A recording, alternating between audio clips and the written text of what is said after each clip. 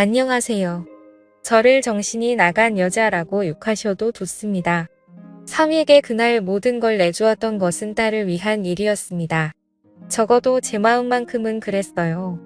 사위와 저는 12살 띠동갑 차이가 납니다. 남자와 너무 오랜만이었지만 그날 이후로 저는 잃어버렸던 감정을 모두 되찾고 말았던 것 같아요. 그날 있었던 일과 그렇게 될 수밖에 없었던 일을 전부 말해보겠습니다. 저는 시골에서 혼자 살고 있는 중년의 여자입니다. 딸을 낳고 얼마 지나지 않아 남편은 바람이 나서 저와 제 딸을 버리고 집을 나갔습니다. 살 길이 막막했지만 안 해본 일이 없을 정도로 고생을 하며 열심히 혼자서 딸을 키웠습니다. 마을 농사일을 도우며 마트에서도 일하고 이것저것 열심히 해서 돈을 벌어 생계를 유지했습니다. 저는 어린 나이에 일찍 결혼을 해서 딸을 낳았고 사위는 제 딸과 나이 차이가 좀 있습니다. 저희 딸은 고등학교를 졸업하고 취직을 하지는 않고 술집에서 파트타임 알바를 했습니다. 그러던 중 사위를 만나게 되었다고 말했는데 사위는 술집을 3개나 운영하고 있는 사람이라고 자신을 소개했죠. 차도 고급 외제차를 타고 다니는 사람인데 자수성가를 했다고 합니다. 산전수전 모두 다 겪어본 사람이라고 말이죠. 처음 시작한 술집은 금방 망해버렸고 고생을 많이 했다고 합니다. 다시 자금을 마련해 또다시 도전하기를 여러 번 했다더라고요. 결국 현재는 장사가 잘 되는 술집을 3개나 가지고 있는 사위입니다. 그리고 장사가 썩 잘 되지는 않지만 직원들 월급은 충분히 줄 수 있는 정도의 술집을 운영하고 있는 사람이었죠. 사위는 고생을 하며 바쁘게 사업을 하다 보니 30대 중반까지 결혼을 못하고 혼자 살고 있었습니다. 그러던 중 사위가 운영하는 술집 중 한 곳에서 제 딸이 일을 하게 되었다네요. 사위는 처음에는 저희 딸에게 관심이 별로 없었다고 합니다.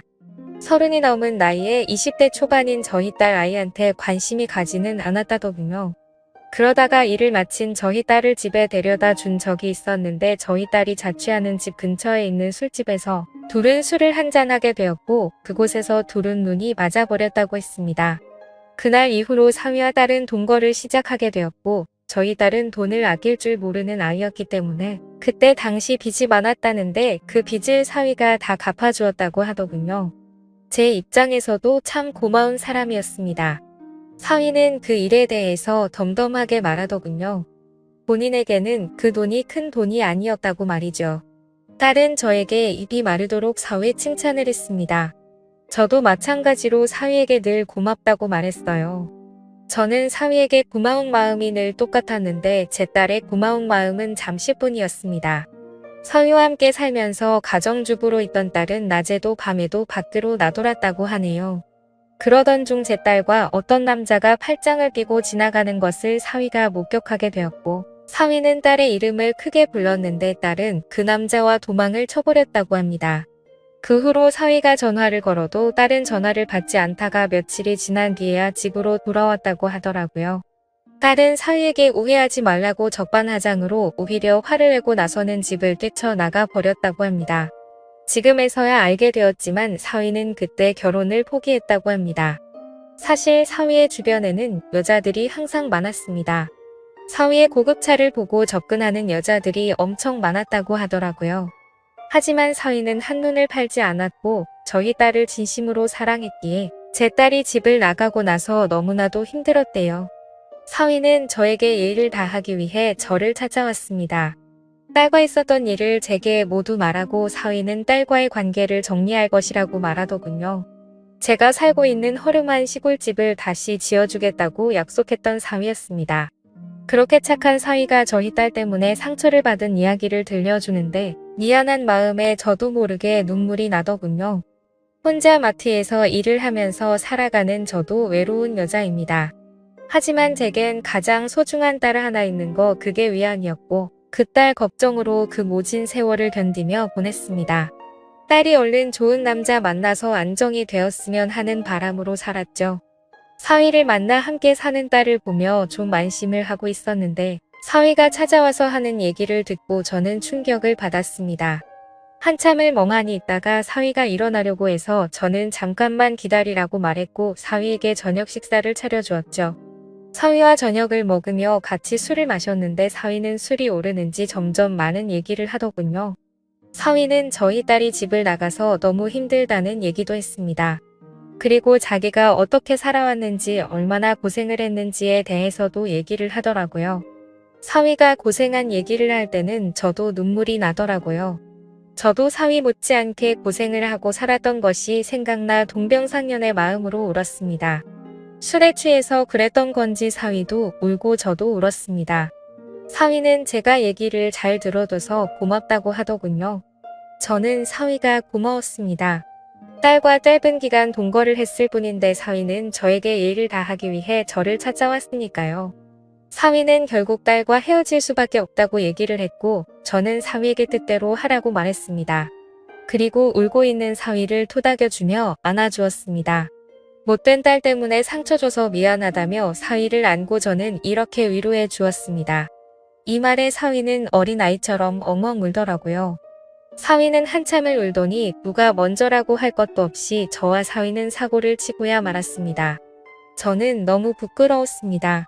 하지만 사위가 원하는 대로 하도록 해주는 것이 딸의 죄를 조금이라도 씻어주는 길이라고 생각했습니다. 물론 사실 저도 좋았습니다. 어떤 남자도 저에게 주지 못했던 감정을 사위가 저에게 주었습니다. 다음날 아침 저는 사위에게 식사를 차려주었는데 사위는 허기가 졌는지 허겁지겁 식사를 했습니다. 그 모습을 볼 때 제 마음은 너무도 흐뭇했습니다. 밥을 먹고 사위는 돌아가게 되었죠. 저는 사위를 보낼 때 이상한 마음이 들었습니다. 딸을 걱정하고 사위에게 미안한 것이 아니라 사위가 가는 것이 아쉬웠습니다. 저 갈게요. 이렇게 말하는 사위에게 저도 모르게 언제 또 올 건지 이렇게 물어봤고 저도 모르게 나온 이 말에 깜짝 놀랐습니다. 사위는 대답을 하지 않고 그대로 갔습니다. 사위는 그날 집으로 돌아가서 딸의 짐을 모두 밖에 내놓고 딸에게 짐 가져가라고 연락을 했습니다. 딸은 별말 없이 가서 짐을 가지고 갔는데 사위는 그렇게 마음이 아프지 않았다고 합니다. 그날 이후로 사위를 다시 볼 수 없을 거라 생각했습니다. 하지만 사위는 일주일에 3번 정도 저를 찾아왔습니다. 사위가 올 때마다 저는 너무 반가웠고 행복한 시간을 보내게 되었죠. 그렇게 하는 것이 죄를 지은 딸을 대신해서 사위에게 사과하는 것이라고 스스로에게 거짓말을 했습니다. 생각은 그렇게 했지만 사위가 돌아간다며 저희 집을 나설 때면 저는 너무나도 아쉬웠습니다. 얼마 전에 사위가 이런 말을 하더군요. 곧 제가 사는 곳으로 모셔갈게요. 저는 그 말을 듣고 눈물이 났습니다. 저는 사위에게 그런 소리 하지 말라고 했습니다. 딸을 대신해 자네에게 사죄를 한 것일 뿐 다른 욕심은 없다고 말했습니다. 사위는 그냥 그런 줄 알고 계세요. 이렇게 말하는데 저도 모르게 눈웃음을 치게 되더군요. 그리고 며칠 전 사위가 진짜로 트럭을 보냈습니다. 짐을 모두 실어 보내라고 하더군요. 저는 마지못해 저의 짐을 그 트럭에 실어서 보냈습니다. 이래도 되는 것일까 하는 생각이 들지만 어차피 한 번뿐인 인생인데 그냥 흘러가는 대로 살아보려고 합니다.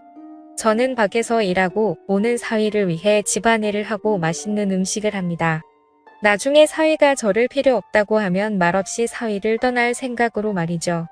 그 전까지 저는 그 사람을 위해 아내로서 최선을 다하려고 합니다.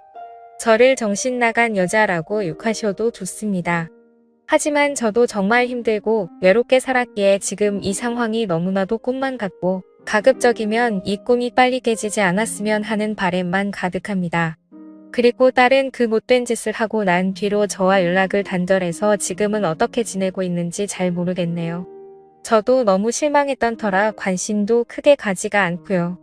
여러분들은 이 상황을 어떻게 보시나요? 지금까지 제 사연을 들어주셔서 감사드립니다. 모두 한 번뿐인 인생인데 남들 눈치 보지 마시고 행복하게 사시길 바랄게요. 감사합니다.